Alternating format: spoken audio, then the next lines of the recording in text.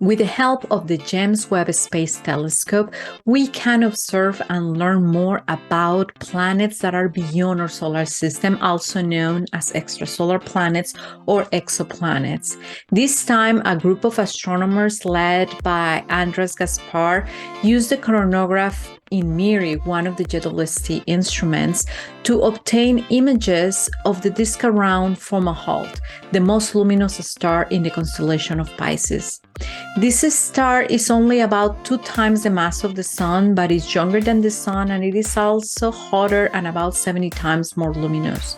Since early as the late 1990s, astronomers had identified a disk around this star, but it was not until the observations in 2004 and 2006 obtained with a coronagraph in the Hubble Space Telescope that astronomers got very excited because they saw a very bright object in this disk, which they called Fomalhaut B planet. Many observations, or actually studies, were dedicated about determining their orbit and mass, but don't get very excited because subsequent observations reveal that Fomalhaut B is not actually a planet. Hubble observations in the span of 10 years reveal how Fomalhaut B not only disappeared but also dissipated or broadened in size as it got dimmer, indicating that the expansion was rather a cloud of dust, which started probably in the very fortunate moment in 2004 when we first observed it. This was actually the collision of 2 planetesimals of a few hundred kilometers in size.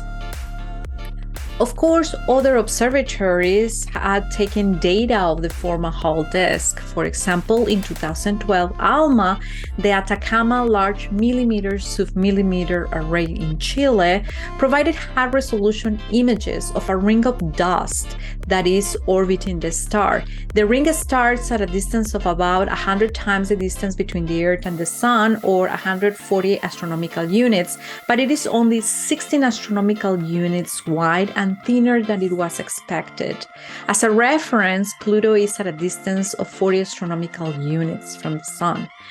Using computer models and also the fact that the disk ALMA observed is very sharp in the edges, astronomers concluded that the dust particles were kept in the dusk probably by the gravitational effect of 2 planets, one closer to the star and another that was beyond the disk.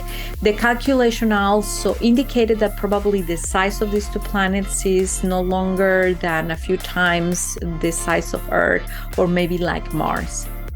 So what do the new images of Webb tell us? Well, the observation revealed that the Fomalhaut disk is actually 2 debris ring system, much like the asteroid and the Kuiper belt in our solar system.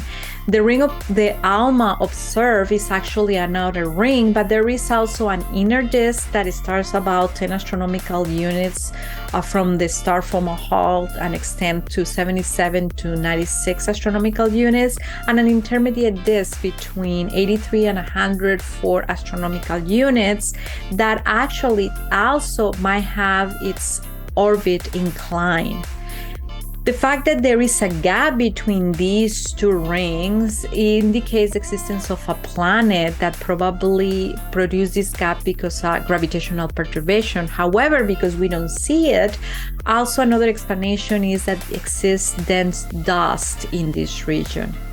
The observations from James Webb also don't see Fomalhaut B, but they reveal the existence of an intriguing feature that the group that observed this called the gray dust cloud.